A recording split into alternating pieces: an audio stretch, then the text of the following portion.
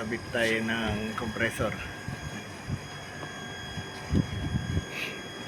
Kakabit tayo. Hintay lang natin mga idol. Ang compressor. Lamig mga idol. Lamig. Sobrang lamig mga idol. Kakabit tayo ng mga idol. Compressor. Pakita ko ang paligid.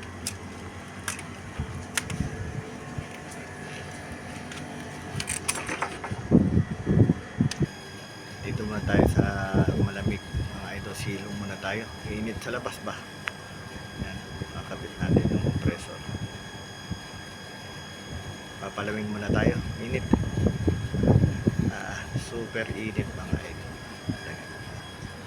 Buhay natin mga idol. Kakabit natin mga idol. Nagpapahinga lang ako dito. Isang init. Silong muna ako mga idol. Dito ko ikakabit mga idol lang isang compressor mga idol. Dito. Ito mga idol. Kabit ko dyan mga. Naririnig niyo yung mga idol yung aking kinabit na pump. Ayan. Walang tigil. Tuloy-tuloy ang takbo kasi gamit ng tubig mga idol. Ayan ito.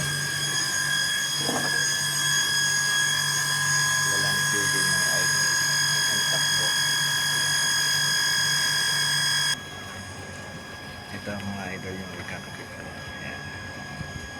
Ayan.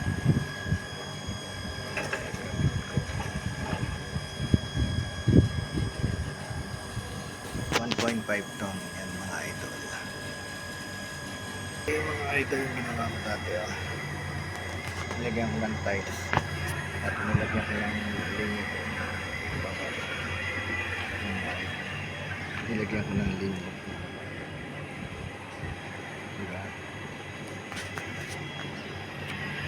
Kasi yung dati yung dito ay barado na mga idol, kaya yun nilagyan ko ng tiles para magamit nila.